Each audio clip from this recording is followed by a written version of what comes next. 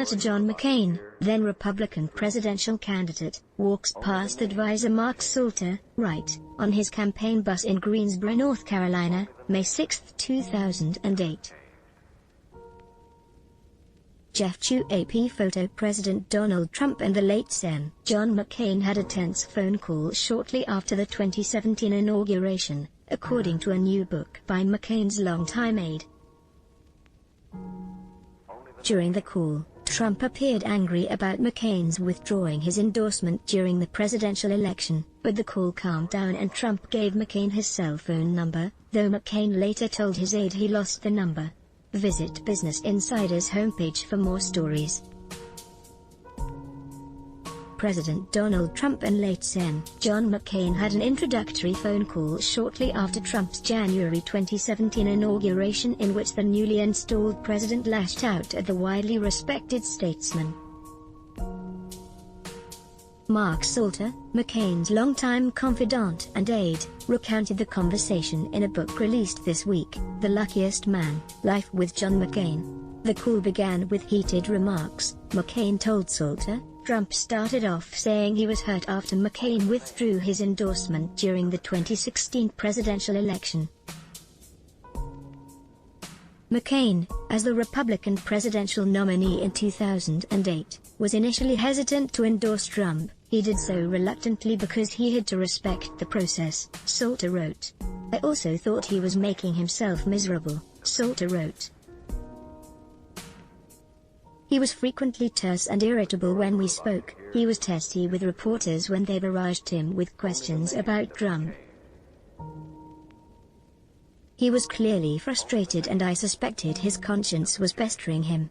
President Donald Trump in the Oval Office at the White House, July 20, 2020. Doug Mills Pool/Getty Images. McCain and Salter were particularly disturbed after Trump complained about being viciously attacked by the Gold Star family of U.S. Army Captain Humayun Khan, who was killed in Iraq in 2004. Qiza and Ghazal, Khan's father and mother, had previously criticized Trump's un-American policies, which included barring immigrants from majority Muslim countries. McCain ordered Salter to issue a strong statement condemning Trump's remarks about the Khans but wavered on withdrawing his endorsement.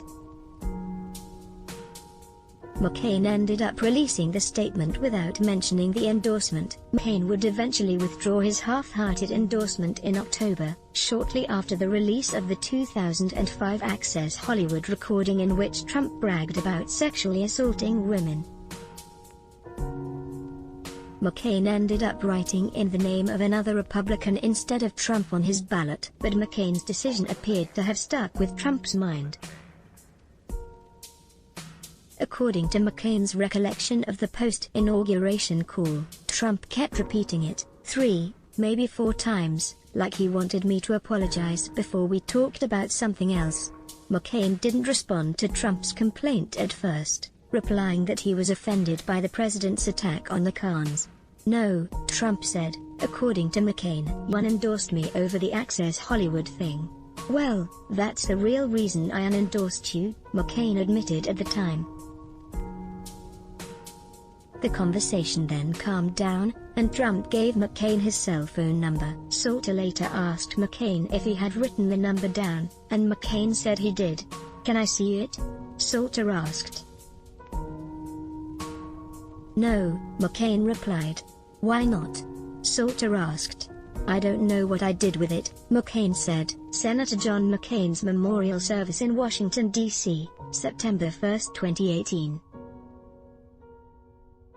Pablo Martinez Monsiváis AP photo. McCain died in August 2018 after a long battle with an aggressive form of brain cancer. Following his death, Republicans and Democrats widely praised McCain's service in the military and Congress. Only the names have been changed. Trump's scorn for McCain lasted throughout his candidacy, presidency, and even after the senator's death. He often derided McCain's public service, which included being captured and tortured for over 5 years during the Vietnam War. He's not a war hero, Trump said in 2015 of McCain's service in the U.S. Navy. He was a war hero because he was captured. like people who weren't captured.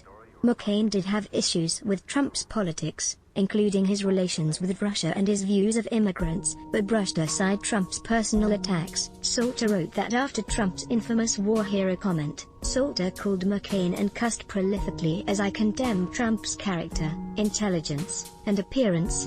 An unfazed McCain calmed Salter. All he did was get people to talk about what a hero I am all weekend, McCain told Salter. That's not my problem, it's his. Close icon 2 crossed lines that form an X. It indicates a way to close an interaction, or dismiss a notification. Let's block ads. Show your love for him. Click the link in description. Thanks for watching.